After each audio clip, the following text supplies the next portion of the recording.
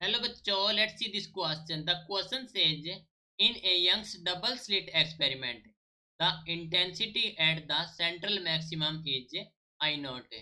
The intensity at a distance beta upon 4 from the central maxima is beta is fringe width. Option A है I naught, option B है हमारे पास second option I naught upon 2, option 3 है I naught upon root 2, option 4 है I naught upon 4।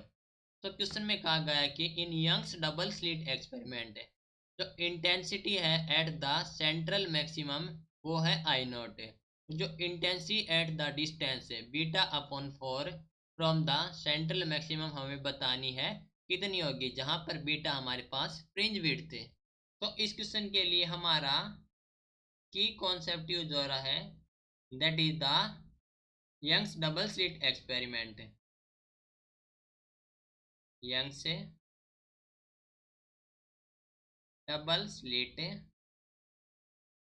Experiment and intensities, intensity. ठीक है, तो हम जानते हैं कि जो फॉर्मूला होता है for the intensity I which is equal to the I1 plus I2 plus 2 root I1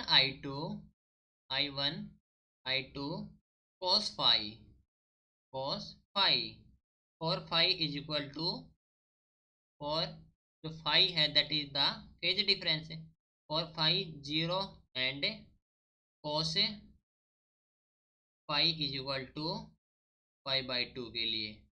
ठीक है, एंड आई नॉट हो जाएगा हमारे पास से इंटेंसिटी ऑफ सेंट्रल मैक्सिमा में, इंटेंसिटी ऑफ सेंट्रल मैक्सिमम। तो हम जानते हैं कि जो फॉर्मूला आता है for the fringe width that is the beta which is equal to the lambda D upon D. Okay, so देखो अकॉर्डिंग टू द क्वेश्चन यहाँ पर जो डिस्टेंस है दैट इज वाई मानेंगे, वो हमें दी गई है कि beta upon 4 from the central maxima. Okay, तो हेयर जो वाई है which is equal to the beta upon 4। Okay, तो यहाँ पर जो y हो जाएगा हमारे पास है y is equal to beta की वैल्यू हमारे पास लैम्डा डी अपॉन डी, तो lambda D upon D. Okay, तो ये हो गया हमारे पास है 4 into D. Okay, that is the value of y।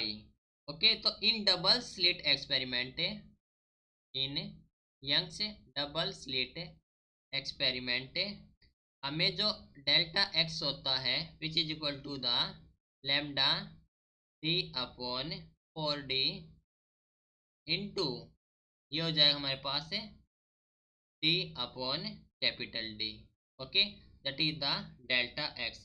तो इसको सॉल्व करेंगे तो हमें वैल्यू मिलेगी डेल्टा एक्स की, वो हो जाएगी लैम्डा अपॉन 4। ओके, ये हो जाएगा हमारे पास value of delta X. So phi हमारे पास phase difference corresponding to the path difference lambda by 4।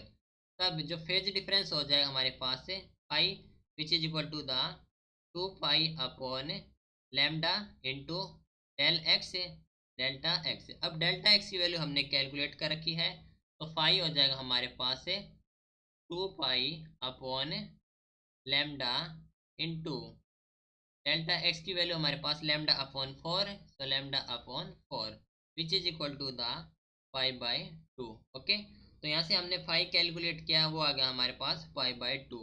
So intensity होती है हमारे पास I is equal to I1 plus I2 plus 2 root I1 I2 cos of phi, जहां पर हमारे पास आई है that is the resultant intensity of the two wave, जो कि है having intensity I1 and I2। So at central maximum हमारे पास जो फाई होता है, एट सेंट्रल मैक्सिमम जो फाई होता है हमारे पास से that is equal to the 0 and जो आई हो जाएगा which is equal to the I naught. And assume करेंगे let the intensity from each slit हो जाएगी हमारे पास equal, that is I1 is equal to I2 is equal to I of S. Okay, तो from here जो I हो जाएगा हमारे पास है वो है आई नॉट के इक्वल, तो I naught is equal to I of S plus I of S plus 2 into root of I of S I of S, right. As cos zero था हमारे पास है 1, तो यहाँ पर हमारे पास 5 जीरो है तो cos जीरो हो गया 1। तो इसको सिंप्लीफाई करेंगे तो हमें वैल्यू मिलेगी आई नॉट की which is equal to the 4 into I of S. Okay, now intensity at distance beta by 4 हमारे पास गिवन है, एंड जो cos 5 है that is equal to the 5/2।